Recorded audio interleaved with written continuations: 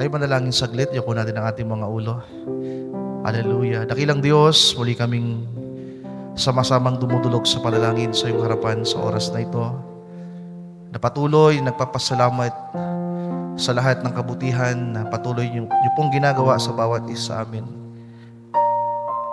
Hindi na po namin maisa-isa, Panginoong Diyos, ang lahat na pwede naming sabihin kung bakit kami nandito na nakakapagpatuloy sa paglilingkod.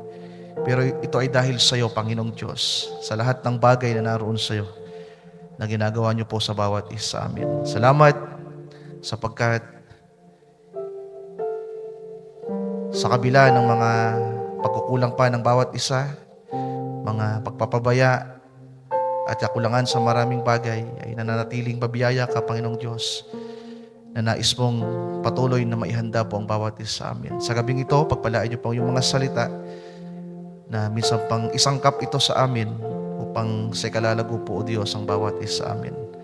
Ikaw po ang magturo sa amin, gabayan niyo po kami at patnubayan, tulungan niyo ang iyong abang lingkod na magpapahayag at ang bawat isang makikinig, Panginoong Diyos. Mangyari lamang ang iyong sakdal na kalooban. Langin namin ang lahat ng ito at samo, hinihiling sa iyo lamang at sa iyo pong dakilang pangalan. In Jesus' name we pray. Everybody says Amen. So, kagaya po ng nabanggit natin noong nakaraang Sunday, mga kapatid, tatalakayin natin muli yung about sa born again experience at mag-review tayo. May mga baguhan na maaari makatulong sa kanila at merong mga datihan na maaaring napabayaan na at nakalimutan, at magdadagdag tayo sa biyaya ng Panginoon sa ilang mga bagay na hindi pa natin naaral dati. Kagaya nung nabanggit ko nung nakarang Sunday na bibigyan natin ng diin na ang katawan, ang laman o ang flesh ay hindi ito mabuborn again kailanman. Hanggang sa pagbabalik ng Panginoon, ang katawang ito ay kinakailangang laging nasa pagsunod at nasa pagpapasakop. So sa hindi po pagpapakabala, buksan natin ang ating mga Bible. Matthew 26:41. So ito po ay Bible study. Hindi po ako mangangaral. Hindi rin tayo magmamadali. Kung hindi ito matapos ngayon, ay dugsungan natin sa susunod na Wednesday. Matthew 26:41, sabi dito, watch and pray. So napagandang paalaala ulit sa atin. Watch and pray. That ye enter not into temptation. The spirit indeed is willing, but the flesh is weak. So, common na sa atin ang mga talatang ito, mga kapatid. So, pagpalainawa ng Panginoon ang kanyang mga salita. So, ang pangungusap na yan ay ang Panginoon mismo ang nagsabi. Paalaala sa mga disipulo niya that time at paalaala din sa atin hanggang ngayon na kinakailangan nating magbantay, kinakailangan nating magpuyat, ibig sabihin maghanda at dalhin ang ating mga sarili sa pananalangin. At pwede kong sabihin, mga mahal kong kapatid, lahat tayo guilty dito. Kaya ang paalaala ngayon ay ipinaabot ulit ng Panginoon sa atin sapagkat alam ko, I know, isa sa malaking kakulangan natin ay ang paghahanda at ang pananalangin araw-araw. Ang paghahanap sa kalooban ng Panginoong Diyos. Abala tayo sa maraming bagay. Kaya ang dami nating na-experience, ang dami nating mga pinagdadaanan. So ipinapakita sa talatang yan na may dalawang bahagi ang buhay ng tao. Ang pagkatao natin ay mayroong two parts. Ang panlabas at ang panloob. The outside man and the inside. Ang tawag diyan, the inside and the outside man. Ang outside ay may kinalaman sa katawan, sa lamang ito, at ang inside ay may kinalaman ng espiritu natin. At doon sa espiritu natin, sa pinaka mas kaloob-loobang bahagi ng ating pagkatao, ay nandoon po yung kaluluwa natin. At ang buhay ng kaluluwa ay ang espiritu. So, ang espiritu daw, yung spiritual na kalagayan natin, kung tayo ay na-born again na, kung naranasan na natin ang new birth, kung ikaw ay isa ng Kristiyanong tumanggap ng salita at ng mensahe sa kapanahunan, meron ng buhay na nariyan sa iyo.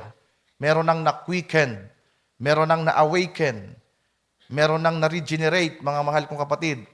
So yan ang mga terminong ginagamit ng propeta, regeneration. At yung isa pa ay conversion. Dalawa yan. Conversion at regeneration.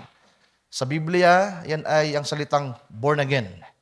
So ang salitang born again at conversion or being converted, being regenerated, yan ay pagpapakita na meron ka ng taglay na buhay sa kaluluwa mo na dating patay.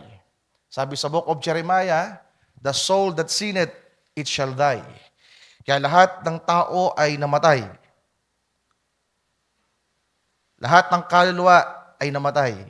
Ibig sabihin, nahiwalay sa Diyos. Totally separated, mga kapatid. At may mga kaluluwa na hindi makakabalik o wala silang babalikan na eternal na kalagayan. Sapagkat ang mga kaluluwa lamang na predestinado ang merong buhay na babalikan. Marirestore. Hindi po lahat nakatalaga sa eternal life. Ang eternal life po sa mga nobya ni Kristo, sa mga predestinadong anak ng Diyos, ang eternal life ay taglay na nila ito sa kaloob-looban nila. Ang tawag dyan ay gene of God, mga mahal kong kapatid. The Zoe, the very life of God na naroon sa atin, na parte na ng ating Panginoong Jesucristo. Na dati pa ay kaisa natin siya. Sapagkat siya ang ikalawang Adan at tayo ang ikalawang nobya, Iba. Magkakaintindihan po ba tayo? The Lord is the last Adam and we are the last Eve, the church, the bride. So, may mga grupo, kagaya po na nabanggit ko, na umattend ako ng meeting nung nakaraan via Zoom, via live. Ang tinalakay ay about sa two souls. Ito ay rinaise up ni Pastor Vic. Once and for all, gustong ayusin na. Gusto ng ilantad ni Pastor Vic yung kanyang doktrina, yung kanyang pagkakakilanlan, at hindi pa rin po nasitel. Mga kapatid, mabibigat pa rin yung mga salitang binitawan doon na ang isang punto ng isang pastor na tumayo ay tila ba hanggang ngayon ay nami-misinterpret, nami-misplace ni Pastor Vic ang mga quotation ng prophet na tila ba ang kaluluwa ng tao ay kinakailangang palitan. Dahil nga namatay, so patay na ito, kinakailangan magkaroon ng bago. Pero tayo, hindi tayo naniniwala na ang kaluluwa ay pinapalitan o papalitan, mga kapatid. Ang ating paniniwala, ang kaluluwa ay nire-redeem, na-redeem, tinubos, at binuhay ulit, na-awaken. So ang born-again experience, new birth, ay mga terminolohiya lamang yan na ginagamit natin. So sana po ay makinig kayong mabuti dahil mas maiintindihan natin yung struggle natin. Bagamat taglayin natin ang Espiritu ng Panginoon, kasama na natin siya, naranasan na natin ang born-again experience, pero bakit may struggle pa rin? So may kinalaman po ang laman na yan na tinutukoy ng ating Panginoong Jesucristo. So putunghayan natin ang mga message ng prophet para mas maintindihan natin. Pero bago tayo bumasa ng mga quotes, gusto kong pagsamasamahin na ang mga verses na kailangan natin para mamaya, Lord willing, sa illustration natin ay mas dire-diretso tayo. Roma 6, Kabanata 6, Talata 6. Sabi diyan, knowing this, that our old man is crucified with him, that the body of sin might be destroyed. So that the body of sin might be destroyed, that henceforth we should not serve sin. Kinakailangan ang katawang ito ay masira,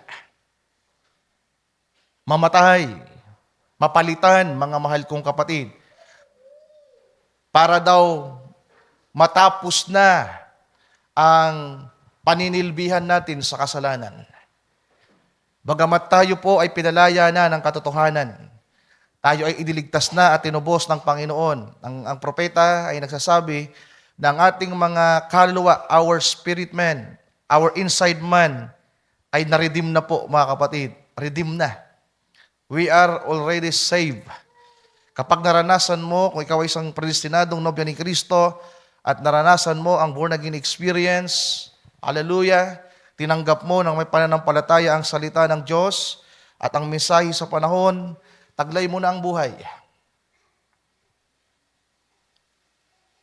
Kaya lang, merong katawan, merong laman na kinakailangang magpasakop doon sa pagkataong panloob mo.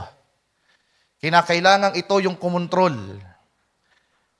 sa katawang ito na meron tayo. Kaya yung title natin, Converted and Controlled. Converted and Controlled. So mamaya maintindihan natin para saan ang conversion at para saan yung pag-control, mga mahal kong kapatid. So sa mga nagno-notes, yung title natin, Converted and Controlled.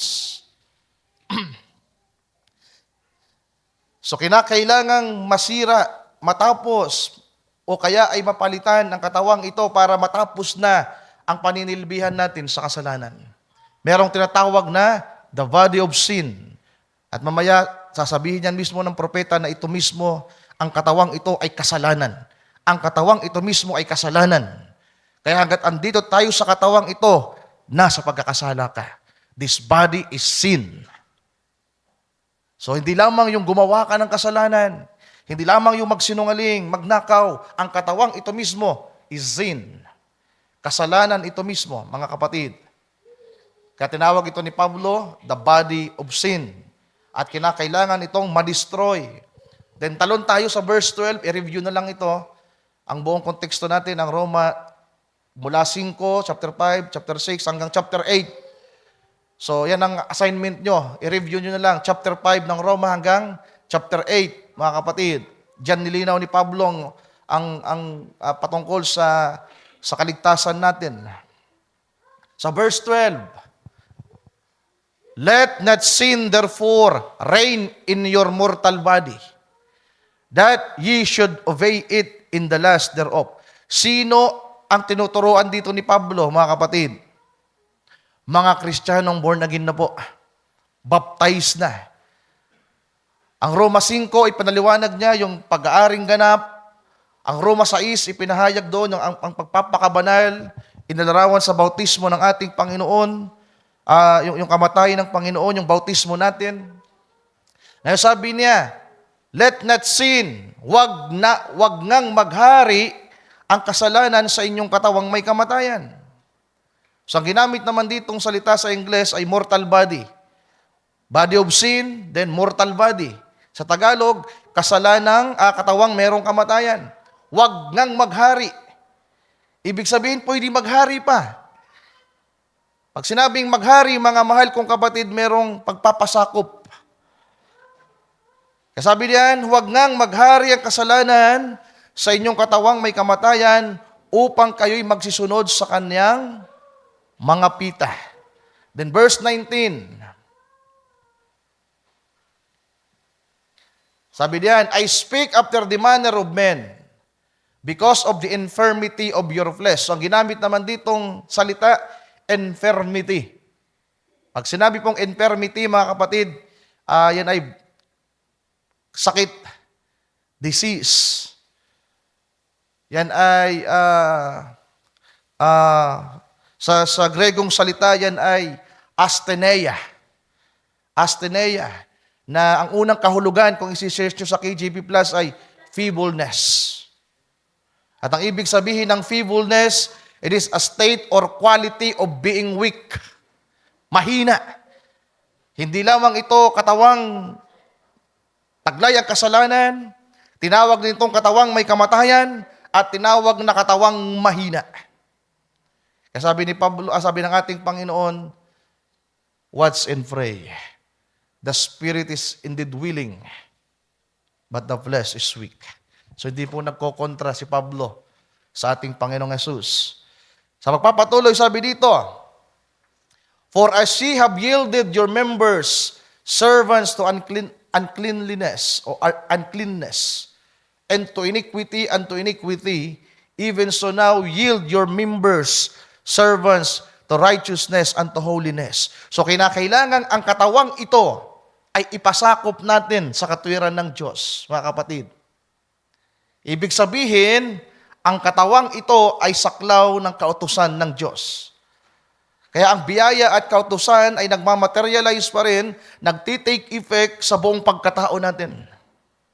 Hindi pwedeng puro lang biyaya, sapagkat ang katawang ito ay kinakailangang isubject sa pag-upo ng maayos, di ba?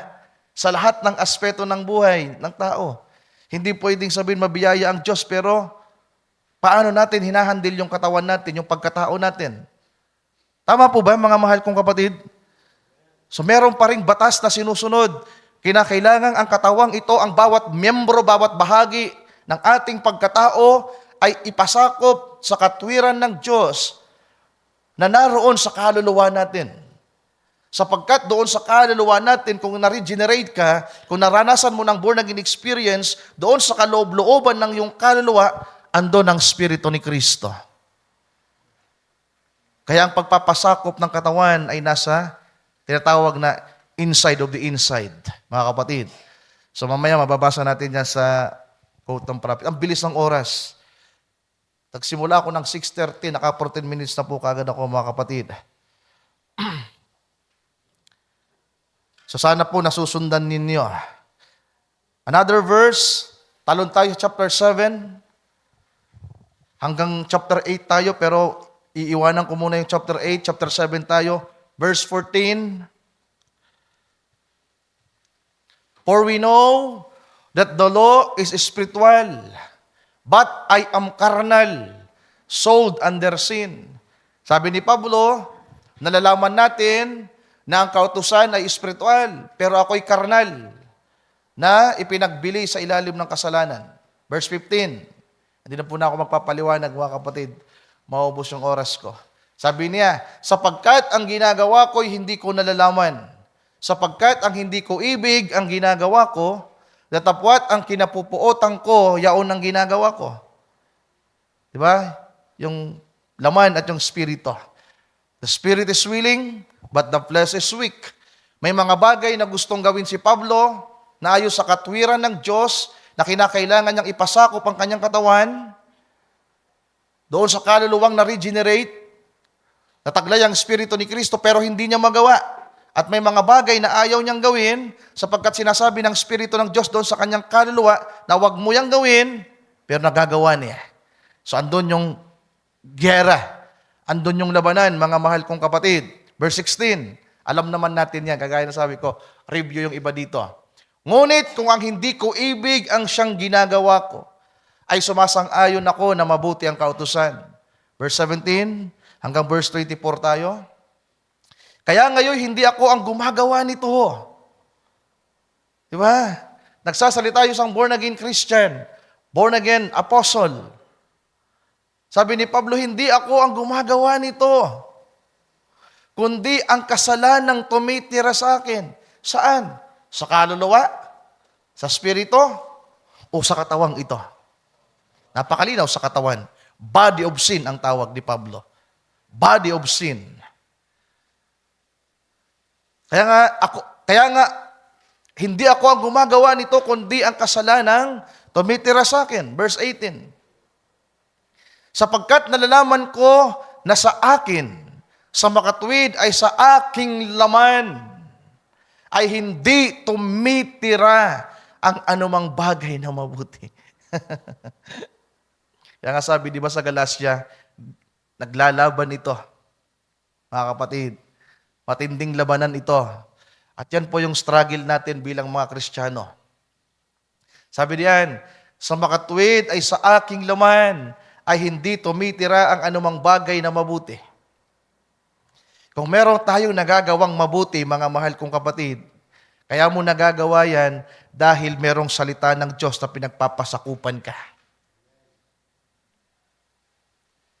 May salita ng Diyos Yung kalooban niya, sinusunod mo. Kaya nakakagawa ka ng mabuti. Kung wala ang salita ng Diyos, hindi natin masasabing mabuti ang isang bagay. Kaya nga sabi ni Pablo, kung walang kautusan, hindi niya alam ang pagnanakaw. Ang pangangalo niya. Kung walang kautusan, walang salitang pagnanakaw. Tama ba? At kung walang salitang pagnanakaw, mga mahal kong kapatid, kung walang gawaing magnanakaw, hindi natin malalaman kung ano yung gawain ng mabuti. So contrast yan. Ipinapakita na merong masama at merong mabuti. Kaya sabi ni Pablo, hindi tumitira sa kanyang katawan ang anumang bagay na mabuti. Sapagkat ang pagnanasa ay nasa akin, yan na. The Spirit is willing. Gusto ng ating kaluluwa, gusto ng ating espiritu na kaisa ang espiritu ni Kristo na gawin ang katwiran ng Diyos. Ay ito ginugusto na natin na wag nang mag-inom, na wag nang maghalit. Na wag ka na maghalit sa anak mo, na wag ka na maghalit sa asawa mo. Na maging mabuti kang tatay, maging mabuti kang kapatid, maging mabuting manggagawa o anuman. Pero dahil sa katawang ito, andun yung struggle. Sapagkat ang pagnanasa ay nasa akin, datapwat ang paggawa ng mabuti ay wala. 19. Ubos po kagad yung oras natin. Pero napakasagana po ng salita ng Diyos, mga kapatid. Nag-i-introduction pa lang po ako. Wala pa po tayo sa paksa natin. Ay, goodness, lagay pa natin yung whiteboard na yan. Baka hindi natin magamit. Pabili pa naman ako ng limang black whiteboard marker at 2 pula. Sana magamit natin kahit papaano. Kasi dami rin natin quotes na babasahin. Sapagkat ang mabuti na aking ibig ay hindi ko ginagawa.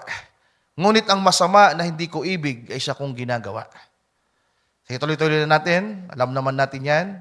20.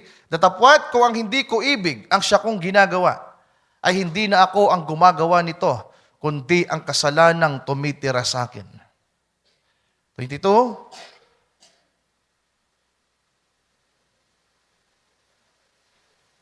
Sir Marian. Sapagkat ako'y nagagalak sa kautusan ng Diyos ayon sa pagkataong loob. Yan na, yung inside man, yung soul, yung kaluluwang na born again. Hallelujah, yung kaluluwang nakabalik sa Diyos, nakakunik ulit sa Diyos, na nakikipag-ugnayan sa Diyos. Naroon yung kagalakan, naroon yung pagnanasa. Pero habang palabas ito doon sa laman, sa katawang lamang ito, andun na po yung struggle, mga kapatid. Sabado ng gabi, nagsabi ka, aatid ako bukas. Di ba? O kaya naman, araw ng ganito, sinabi mo, sa ganitong panahon, gagawin ko to.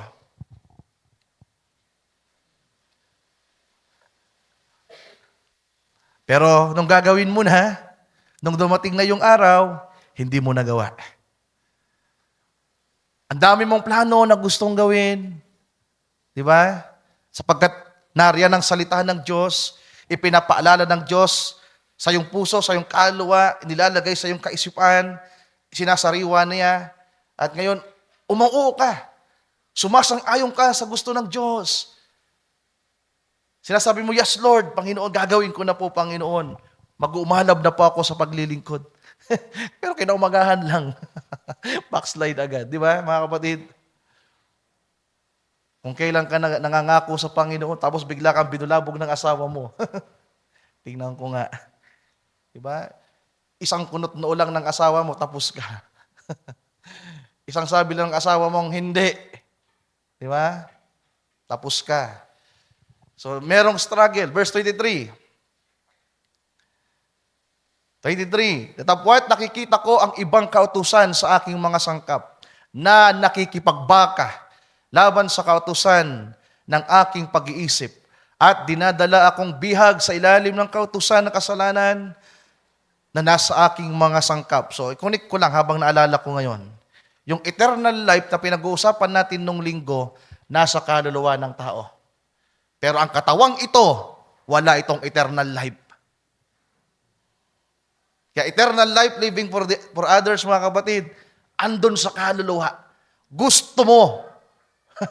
Pero yung laman, this flesh, wala pa po tong eternal life. Liban na lamang maridim ito at papalitan. Kaya hindi po madali, mga mahal kong kapatid, ang mabuhay na eternal. So may the Lord help us sa pag-aaral natin. Verse 24.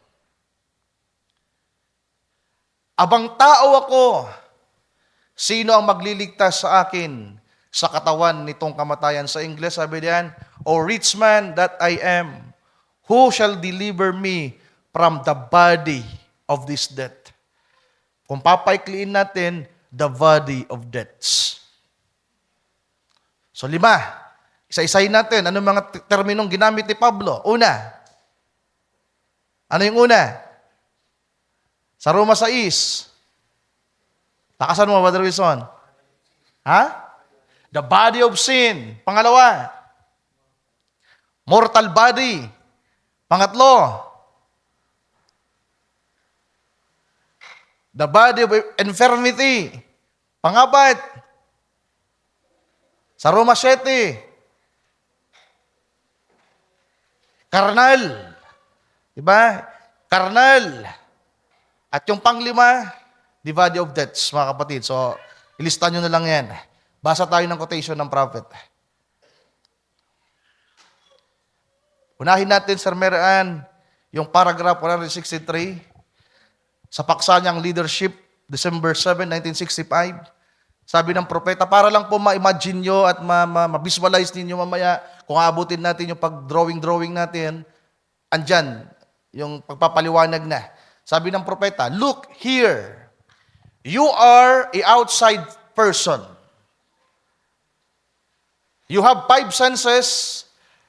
Siguro magdodrawing na ako kahit paano habang binabasa yan. Sabi ni Brother Branham, mamaya. You are a outside person. You have 5 senses that contacts the outside body. God gave you 5 senses not to contact Him. Your earthly home. So tinawag ng propeta na ang katawan ay earthly home. At hindi ito pang-contact daw po sa Diyos. So anong meron yan? See, taste, feel, smell, and hear. Ituloy natin sa paragraph 164. Then you have a spirit on the inside of that. So drawing na tayo.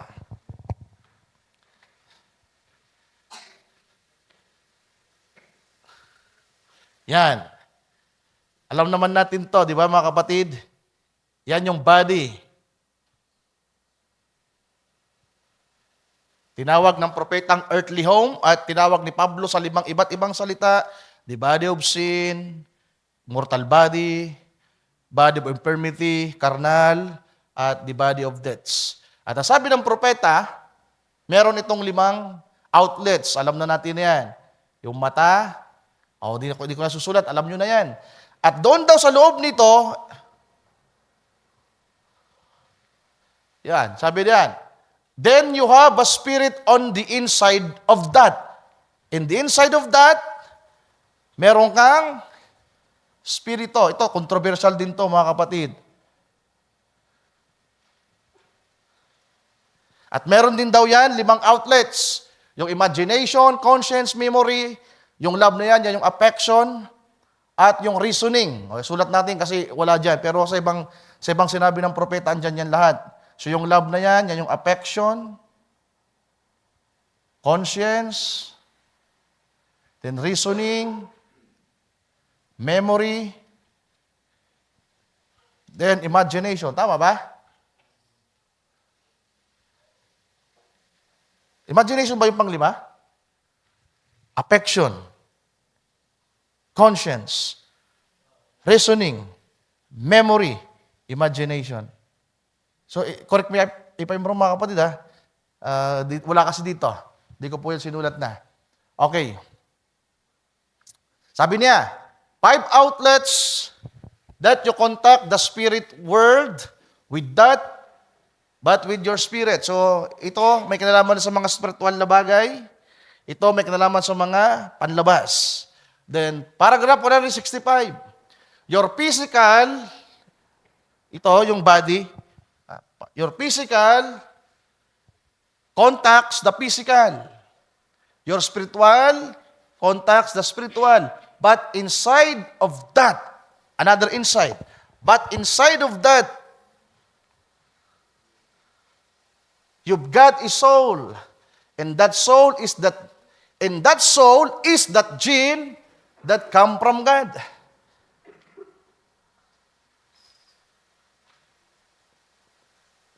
So, meron ito nahati na ito sa ano. Sabi ng propeta, dito sa kaluluwa ng tao, it's either faith or doubt. It's either divine nature, or evil nature. Kung hindi ka pa naboborn again, yan ay ang doubt ang nandiyan. Ang nandyan ay evil nature. Pero kapag naborn again ka na, ang nandyan ay divine nature. So, sana makita nyo mga kapatid. Sabi niya, your physical contacts the physical. Your spiritual contacts the spiritual. But inside of that, you've got a soul, is that gene that come from God. So yung gene andito sa loob na parte natin. Mamaya, mababasa natin yan. Another quote, idugsong natin, Sir Meran yung isa.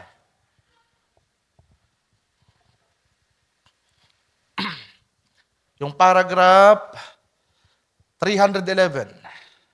Sa paksang Power of Transformation, October 31, 1965. Sabi ng propeta,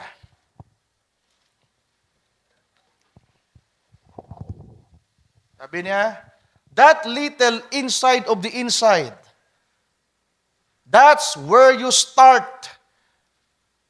So, kung magdo-drawing tayo ulit, pwedeng ang drawing naman natin, that's where you start your soul, then your spirit, then your body.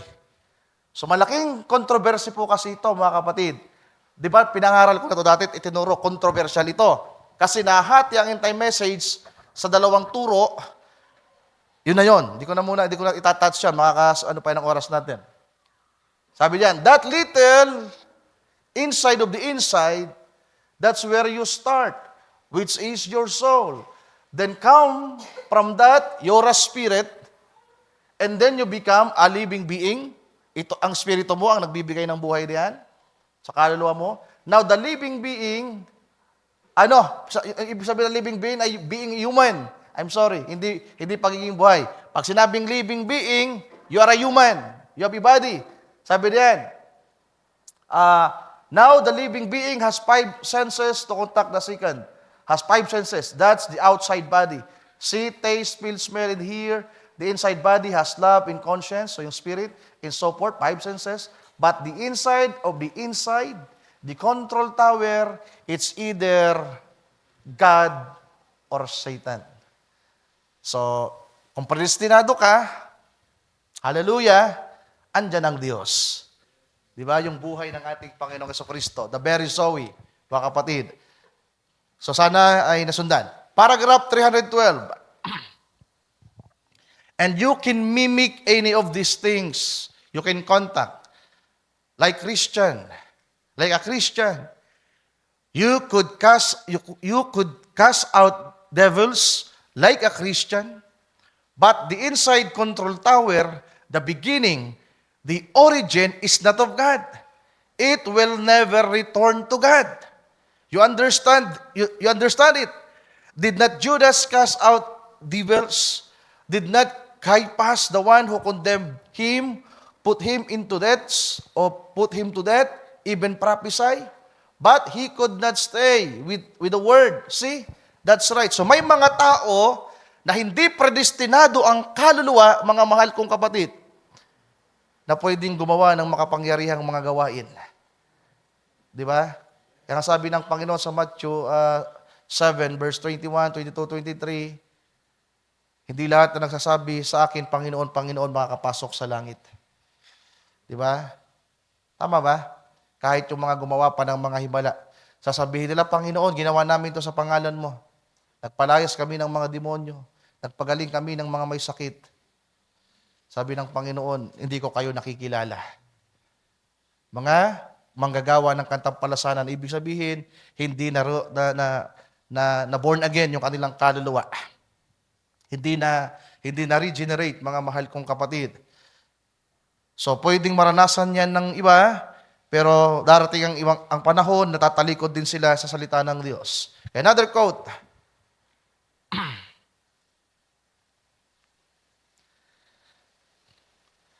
As long as, paragraph 31, Sir Mary Ann, as long as you are in this life,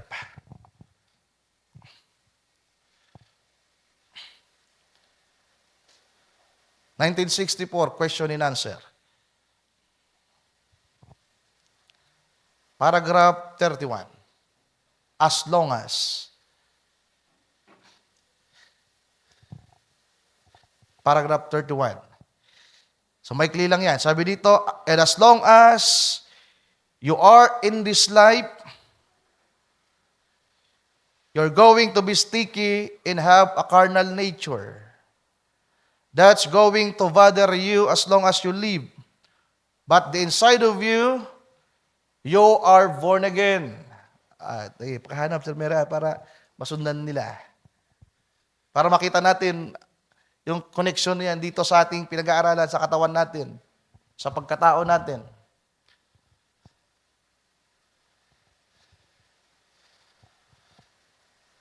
Maghihintay tayo kay Sir Merian.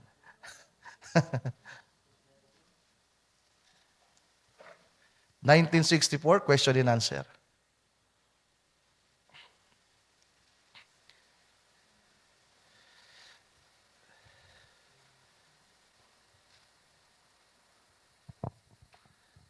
Pumalakpak nga yung may mga naiintindihan. I hope so, mga kapatid. Para di naman pumasayang yung pinagsasabi ko. Kaninang umaga, umatid ako ng meeting. Nag-Zoom meeting ako. Sabi ng speaker, mag-put reaction nga kayo, mag-heart naman kayo kung nakakaintindi kayo. Hindi ako nag-heart kasi wala akong maintindihan. Umatid po ako sa seminar sa insurance, mga kapatid. Yung ino-offer sa atin nila Pastor John. Pero ang hirap talagang intindihin, lalo kung hindi mo nasimulan. So bukas sa atin ulit ako ng meeting. Brother Ochot, sama-sama tayo. Brother Gideon. Tatlo na nga lang tayo dito eh. Yan. Sa paragraph 31, question and answer, 1964, August 30. Sabi diyan, and, actually sa taas, merong paglalarawan patungkol sa damo at sa trigo. Binanggit ko na yan dati. Doon sa predestination. Sabi sa paragraph 31, as long as you're in this life, you're going to be sticky. Ano ibig sabihin ng sticky, mga kapatid? Malagkit yan. May nakadikit sa'yo. Pag sinerch nyo pang word na sticky or sticky nature, yan ay it's like an adhesive. Mainit po yan. Di ba? At sabi ng dictionary, hindi mo yan kayang ipagpag basta-basta. Pag yan natuyo na at yan ay nakakapit sa'yo, yan ay magbibigay sa'yo ng uncomfortable feelings. Di ba? Ng hindi magandang sitwasyon. At sabi ng propeta, habang nabubuhay ka, kahit taglay mo na ang eternal life sa kaluluwa mo, pero hanggat nabubuhay ka sa katawang ito, you have that sticky nature.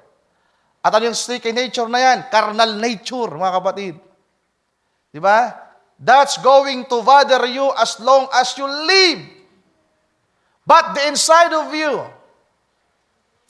you're born again. O, palakpakan nga natin ng Panginoon. But the inside of you is born again. Naalala ko yung lagi nating ini-example. Sabi na, yung katawan ko, yung kamay ko, dito nakalublob, mag-ingat ka. Diba? Pag binautismuhan, Brad, mag-ingat ka, Brad. Yung kamay ko, hindi nakasamang nailubog to sa tubig. Eh kahit po pala mailubog yan sa tubig, mag-ingat ka pa rin. Kasi karnal to. Tama ba? Karnal pala kasi to. Kaya kahit anong ingat mo, tatamaan ka talaga. Di ba? But the inside of you, itong maganda mga kapatid, merong na born again. You are born again. And when you are raised up, you are in the likeness of Christ, and all the sin has gone from you. Kailan? Kailan mawawala ang kasalanan? All the sin? When you're raised up. Ibig sabihin, hanggang sa pagbabalik ng Panginoon. Mga kapatid, kaya napakahalaga ng gawain. Napakahalaga ng mga pastor, ng mga manggagawa, sapagkat ang ipinapasakop natin ay ang katawang ito. Hindi natin kaya ang katawang ito. Matinding kalaban ito, mga kapatid. Do you agree with that? Matinding kalaban ito. Another quote, Sir Mary Ann?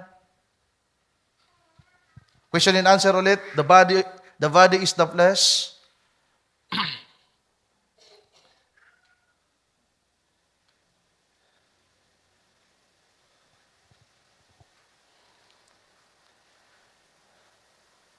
Yeah. Magli lang to. Sabi ng prophet, the body is the flesh that you look at, that must rot. Kinakailangan daw po itong mabulok. Ibang ibig sabihin ng rot or rotten, mabulok. Ang nakikita niyo ay ang laman. At kinakailangan niyang mabulok. Kinakailangan niyang madikay. Kinakailangan niyang mamatay. Kinakailangan niyang mapalitan. It was born by sexual desire of father and mother. It must rot. It's no good. Therefore, in the new birth and the resurrection, when you are brought forth again in a new body, it will be God's creative power that will speak like He did to Adam, and you will come forth. Amen. Ang maganda, mayroong pangako na bagong katawan. Body change, mga mahal kong kapatid, pero hanggang hindi tayo nagbabody change, kung merong mga namatay kay Kristo na hindi pa nagbabangon ulit, at hindi sila mapapalitan, yung katawan nila bulok, naabo, bumalik sa alikabok. Yung kanilang mga buto nagkalasog-lasog, nabulok yung katawan. At kung tayo naman ay papalarin, hallelujah, na hindi na mararanasan ng kamatayan sa pisikal, papalitan yung katawan natin. Papalitan. Ang kaluluwa, hindi papalitan. Ang spirito, hindi papalitan. Pero ang katawan, papalitan. Hallelujah. At yun ang inihintay nating pangako ng ating Panginoon, mga kapatid. Another quote, this old earthly tabernacle. So, yung pagtuturo ko ay more on message, mga kapatid, para mas sigurado tayo.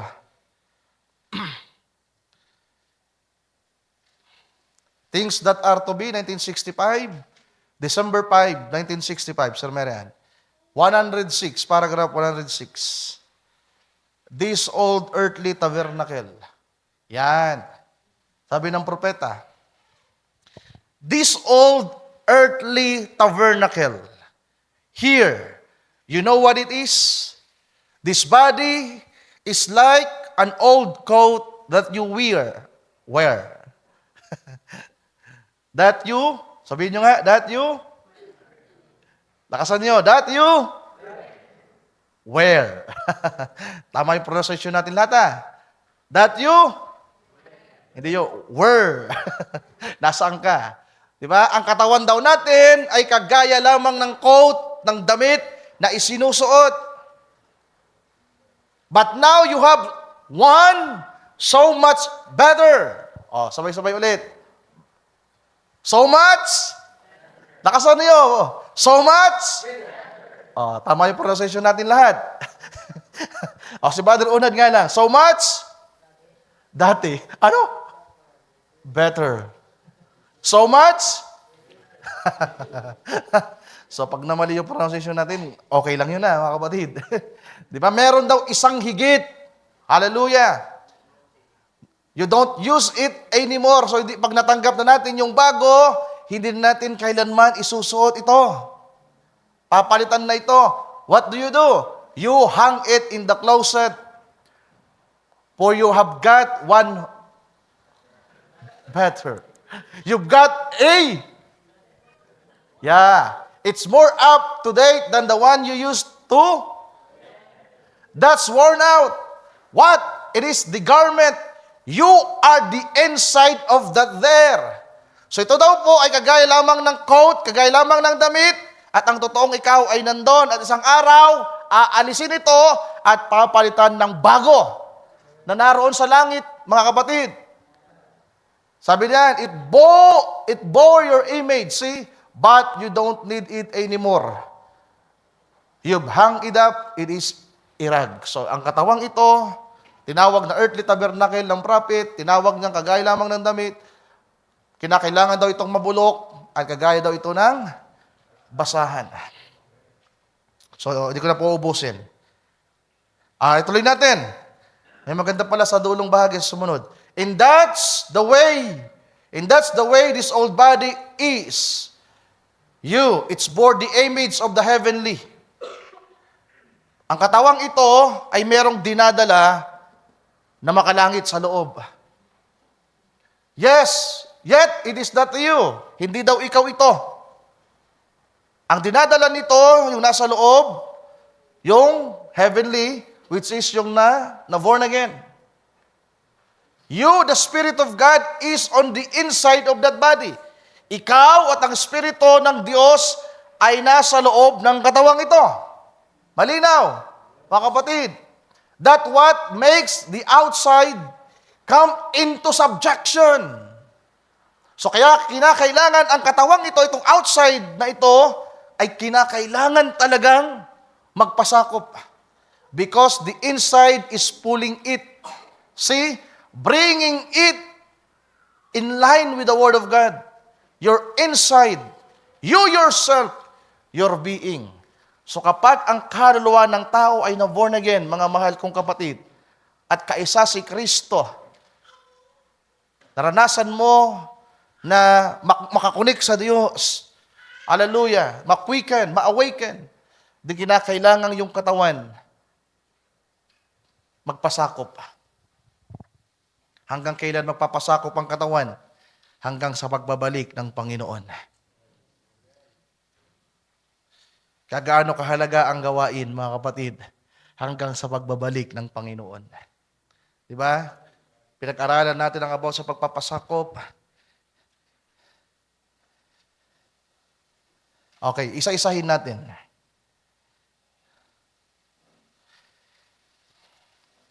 Merong another 7 quotes na ibibigay ko na maikli lamang.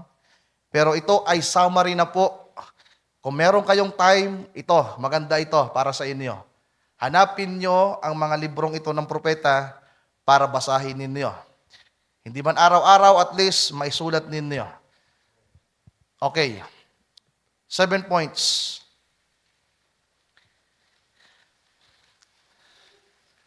So, hindi na po ito exact word for word. It is a summary. May mga pinutol, kinat, pero it is 100% summary ng libro ng propeta na pinaghanguan ng mga yung babasahin nating isa-isa, mga mahal kong kapatid. Una,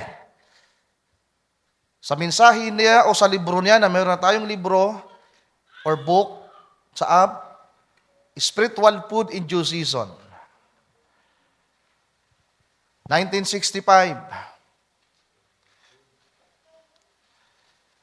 Take note nyo sa mga nagsusulat. Una, na kinakailangan yung basahin na aklat ng propeta, Spiritual Food in Due Season, 1965. Sabi niya, in summary, in conclusion, your flesh will never be converted. It has to be controlled. You can search that, pero kinakailangan yung magmano-mano. Hindi na po yan word for word, mga kapatid.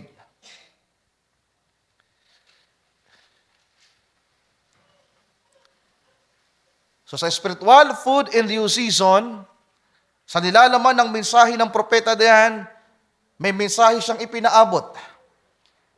na may kinalaman sa pinag-aaralan natin ngayong gabi, na sabi ng propeta, your flesh will never be converted. It has to be controlled. Pag sinabi pong converted, mga kapatid, sa ibang mga, pag sinerch yung word na converted sa mensahe ng prophet, yan ay kasing katulad ng mga salitang ginagamit din niya na born again at new birth. So hindi daw po mabo-born again ang laman o ang katawan. Book 2. Ang title ay The New Birth. 1958. Sulat nyo yung pangalawang libro na kailangan yung basahin. Father Michael, sulat ka. Mag-note kayo, magdala kayo ng libro. Kung walang libro, sulat, mga kapatid. Diba? Sayang yung pag-aaral natin. Sa mga walang libro ngayon, at sabi ni Brother Chad, walang notebook, sabi pa ni Brother Chad nung nakaraan, walang Biblia, magdala tayo, ha? Mga kapatid. So sa The New Birth, sabi naman niya, you are born again in your soul, not in your flesh. Your flesh is still the same. Ikaw daw ay naipanganak na magmuli sa iyong kaluluwa. Ang na-regenerate, ang nakaranas ng born-again experience, ay ang kaluluwa, hindi ang laman. Ang laman ay same pa rin. Katingnan niyo, born-again na tayo pero same pa rin. Yung laman, di ba? Nakakasakit, namamatay, nagugutom, nagiinit, nagagalit. So merong pa ring stake in nature, carnal nature na nasa atin. At yun ay nasa laman, mga kapatid. Pangatlo, di na ako mapapakahaba. Ang title niya ay Believing God.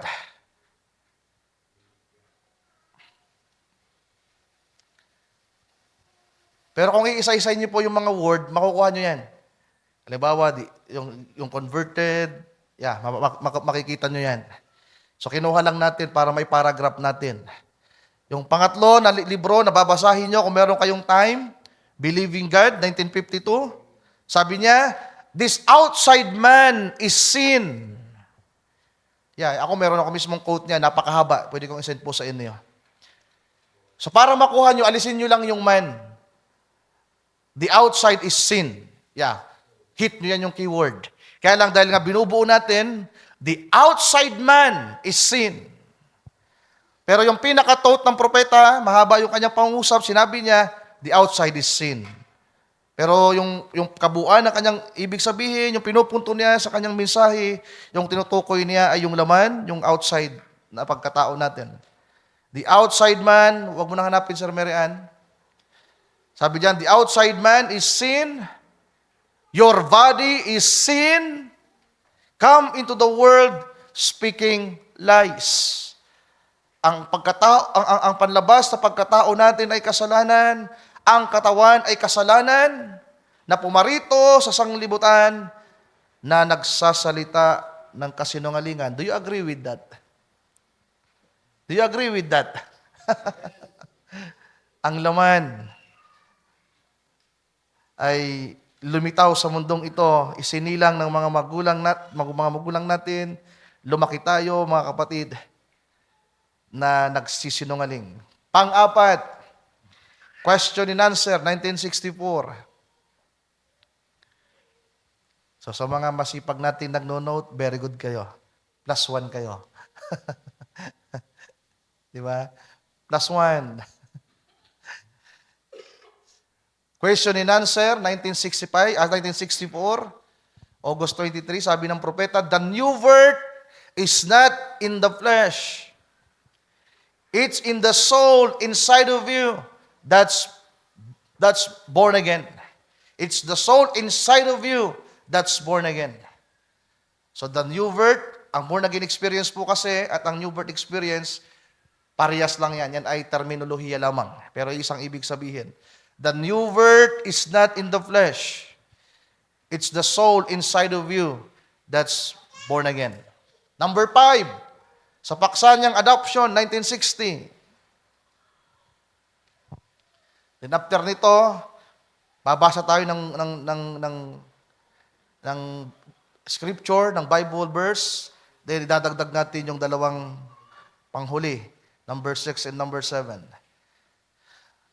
So, yung number 5 natin na libro na babasahin niyo mga kapatid, adoption. Sabi ng propeta, your body is not redeemed yet.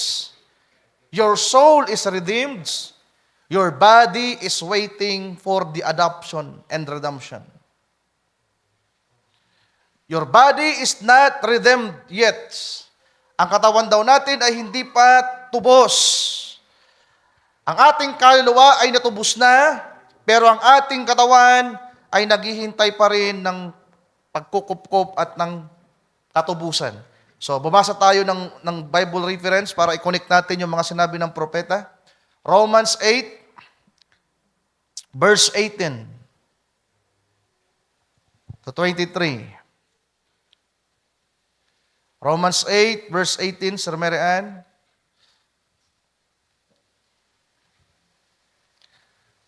Sabi niya, sapagkat napatutunayan ko na ang pagtitiis sa panahong ito, sa English, for I reckon that the sufferings of this present time.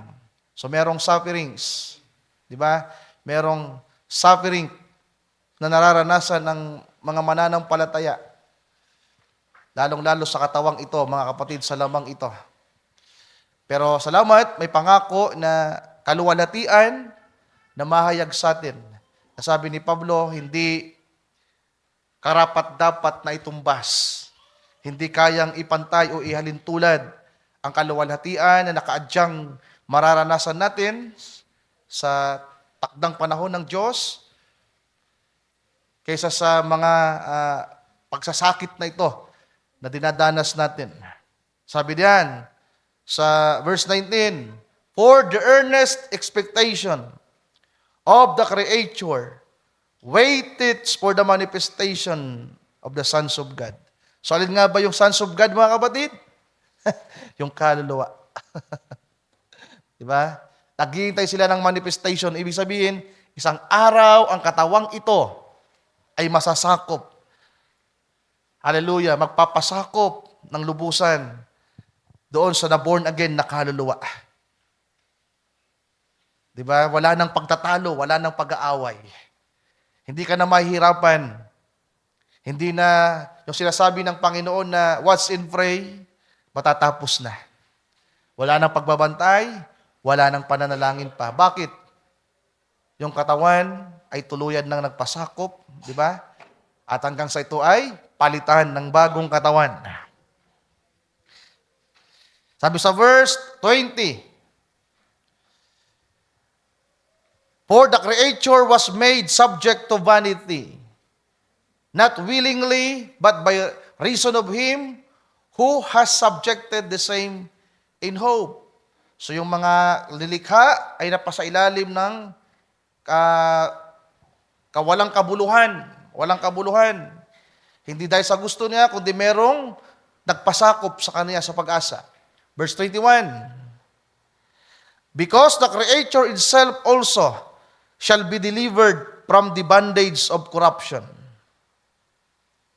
Tingnan nyo mga kapatid yung mga keyword na ginagamit ni Pablo. Bondage of corruption. Merong contrast. Merong bondage of corruption into the glorious liberty. So alin kaya dyan? Di ba? Bondage of corruption.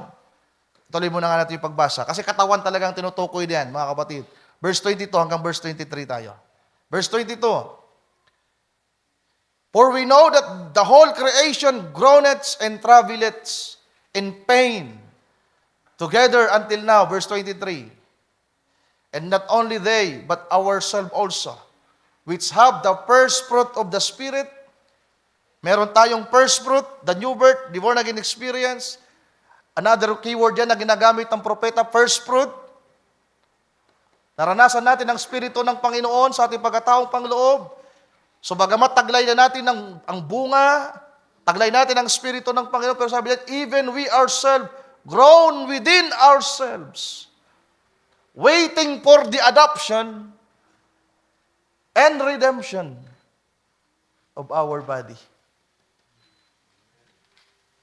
Kaya yung bondage of corruption na nagpapahirap sa atin, yung vanity, yung suffering, mga mahal kong kapatid, lahat ng samot-saring, mga negatibong bagay na nararanasan natin, naapektuhan yung emosyon natin dahil sa katawang ito.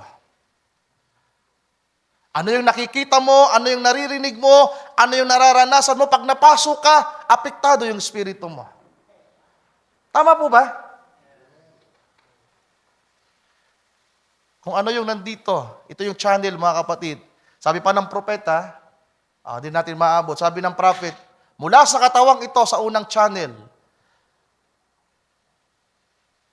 lahat sasagapin. Tama? Sasagapin. Lahat isasagap niya. Masasagap niya lahat ng masasagap niya, ipapasa niya sa spirito. Sasalain ng reasoning, affection, imagination, memory, and conscience, lahat ng kanyang papahintulutang makapasok dito. Din lahat naman ng papahintulutan ng spirito, sabi doon, ito ay, may sinabi yung prophet, yung termino niya, ito ay pupunta doon sa kaluluwa ng tao. Kaya nga kapag ang salita ng Diyos, napakinggan natin, nabasa natin, pero sabi ng Bible, Romans 10:17, faith cometh by hearing. So ang hearing ay nasa katawan, yung tenga, yung pakinig. Ang pananampalataya ay nagmumula sa pakikinig, galing sa tenga, papasok sa tenga. Tatanggapin ang reasoning mo. Tama ba mga kapatid? Andun yung affection, reasoning, memory, conscience, and ano isa? O imagination. Then, tutungo siya doon sa kaluluwa mo. Kaya na tumungo sa kaluluwa mo at predestinado ka, nagtaglay ka ng pananampalataya. Amen. Yung dating merong doubt, takot, nang marinig mo ang salita ng Diyos, nagtaglay ka ngayon ng pananampalataya. Naranasan mo ang born again, experience, nagtaglay tayo ng Espiritu ng Panginoon, ando sa pagkataong pangloob natin, pero still, we are groaning, mga kapatid. Okay, idagdag na natin yung dalawa. Sa paksa niya ulit na the token. May nabanggit na ba akong the token? Wala pa, the new birth ng isa. So sa paksa niyang the token, 1963, sabi ng propeta, eternal life does not dwell in the flesh, it dwells in the soul. So sabi ng propeta, the eternal life does not dwell in the flesh. The eternal life dwells in the soul.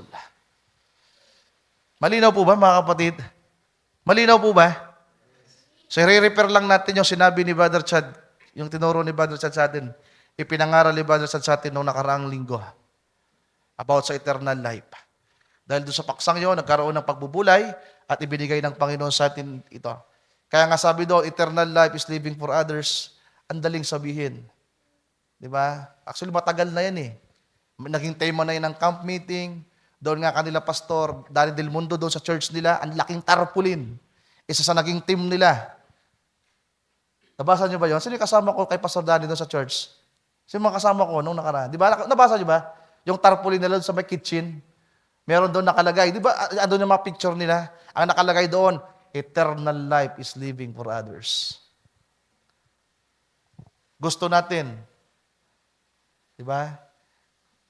Kaya lang, yung katawan mo, walang madukot. At kahit nga mayroong madudukot, hindi maiunat. Di ba, mga kapatid? So, apektado tayo. At sabi ng propeta, ang eternal na buhay, the very soul of God, it dwells in the soul. Kaya ito, talagang mapalad na lang. Iilan lamang yung mga mapalad na dinatnan ng huling panahon na ang katawang ito ay hindi na makakaranas ng kamatayan physically. Pero kahit hindi siya makakaranas ng kamatayang physically, pero try to imagine this, mga kapatid, pag nag-body change, mamamatay pa rin yung luma. Yung elemento na naroon sa katawang yun, mawawala. Hindi man niya naranasang mamatay sa karumal-dumal na kamatayan, sa sakit, sa aksidente o ano paman, pero pag nag-body change, parang ano yan mawawala at merong sisibol. Kaya yung katawan na mapapalitan, yung mga elementong nandun, yung tinatawag na stake in nature, yung nature na meron doon ay kinakailangang mamatay at mawala. Last quote. Believing God. So ito mahaba-haba at ito ang babasahin ko. Sir Mary Ann.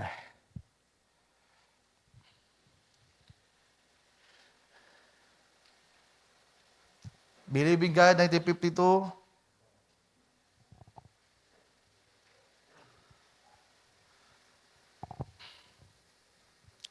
But you've looked to a promise that God made.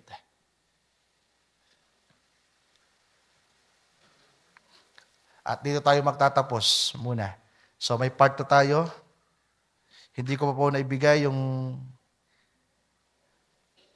10 mahalagang punto. At titingnan natin sa susunod, mga kapatid, paano ang kaluluwa at espiritu at katawan nagkakaroon ng unity o pagkakaisa. At ano din naman yung nararanasan natin kapag ang tatlong yan, especially yung inner man at outside man ay hindi nagkakaisa. So doon po yung struggle natin. So after itong last quote natin, hanggang dito lang po muna tayo. But you've got to look, binigay ko na yun sa'yo, Sir Mary Ann, hanapin mo lang. Yung pinakauna, yung pinakauna ito, na quotes. Ipinanghuli ko. Yung pinakauna, ito yung pinakapanghuli natin ngayon.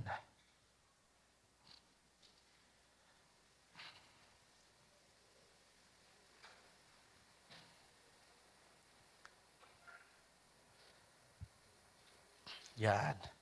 Paragraph 91. 91 muna tayo. Sabi ng propeta, but you've got to look to a promise that God made. And that's the promise, the inside of you. So merong pangakong una, dapat daw nating tingnan ang pangako ng Diyos na kanyang ginawa para sa atin. At ang pangakong yan ay nasa loob natin. Ano yung pangako na meron dito, mga mahal kong kapatid? Born again experience. Diba? New birth, kapanganakan, restoration, awakening, quickening.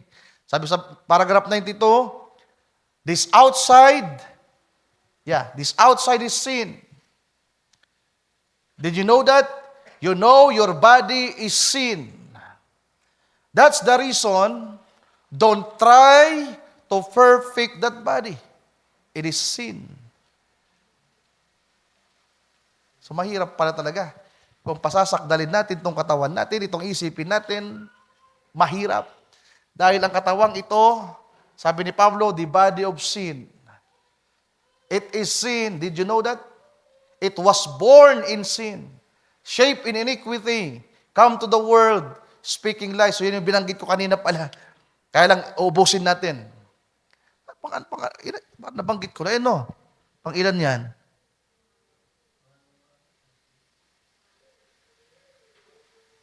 Kaya lang, pinutol ko lang. Same book, pero iba yung punto. Pero yung mga nasa unahan, binanggit ko na yan.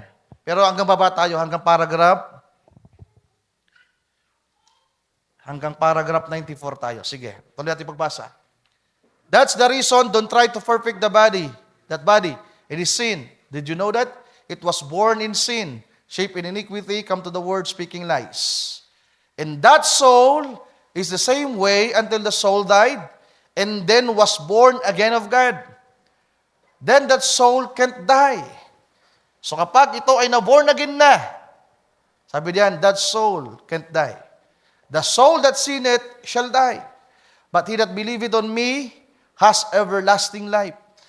Then there is an immortal life living in that body. Nakita niyo mga kapatid, yung eternal at immortal na buhay, nasa atin na. Kaya niyo bang paniwalaan yun? Paano paniniwalaan? Ang sama-sama mo pa rin. Kaya niyo bang paniwalaan na meron ka ng eternal life, living for others?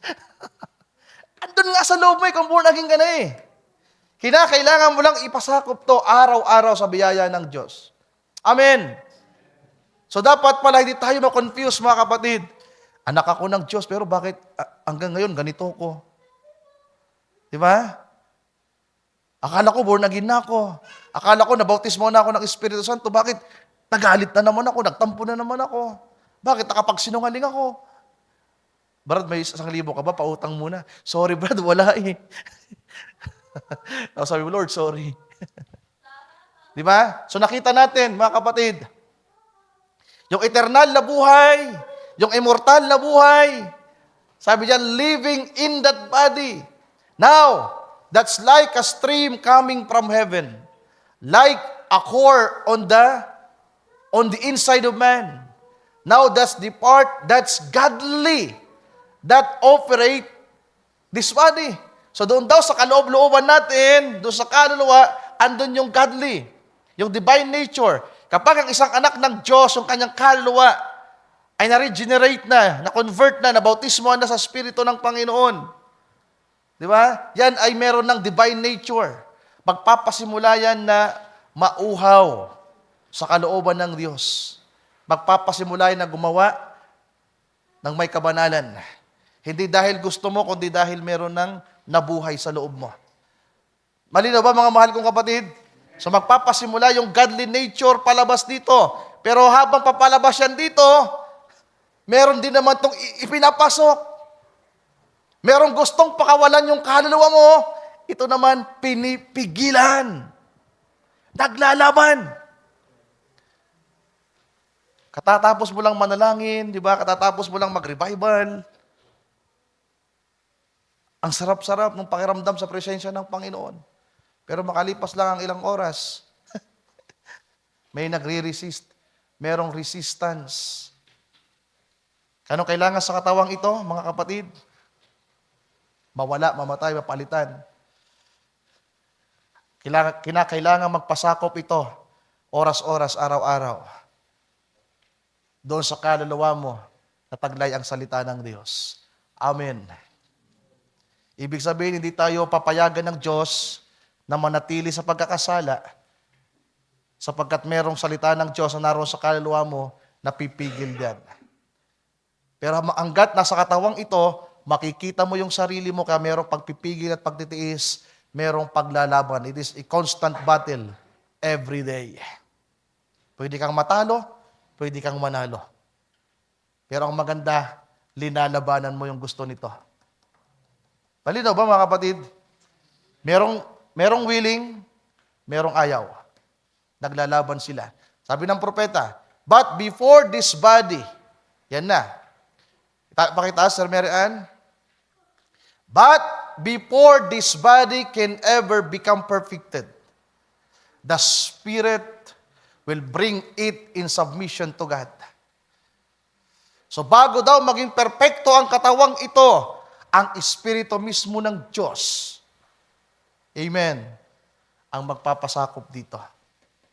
Actually, meron tayong scripture niyan sa Roma 8, mga kapatid. Siguro, babasahin ko after nating basahin yung quote ng prophet. Sabi diyan, it will war all the time, a constant. Paul said, we will never get more than he see. Paul said, when I would do good, then evil is near me. See? And that's a constant war, the flesh against the Spirit. A constant. Until when? Until the day of redemption. Kaya huwag kayong panghihinaan kung merong makikita nyo pa rin yung kahinaan nyo. Andyan yan. Pero kinakailangan labanan nyo. Kinakailangan yung supilin yan. Ang sabi ni Pablo, immortify. Bagamat, oo, mahina pa ang katawan, nagtataglay ng kasalanan, pero meron dapat dyan lumalaban. At ang lalaban dyan ay mga anak ng Diyos na naranasan ang born-again experience at pinapalago ng Diyos. Kagaya nila, nagkakamali pa rin tayo. Di ba? Yung mata mo, yung pakinig mo, yung feelings mo, yung panlasa mo, yung pangamoy mo, kagaya nila. Nagkakamali ka pa rin araw-araw, pero merong na-regenerate ng kaluluwa na lumalaban doon, nagre-resist na rin.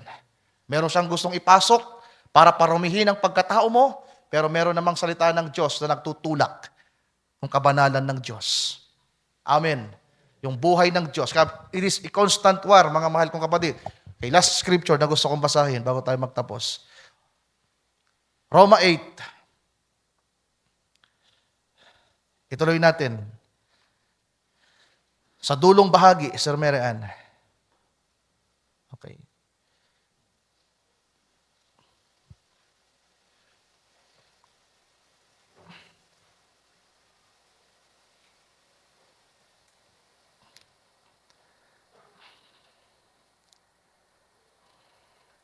Binasa ko na yata yung kanina. Hanapin ko lang. I'm sorry. Roma 7. Hindi pa pala binasa. Hindi ko ito binasa. Roma 7. Yung pinakadulong bahagi.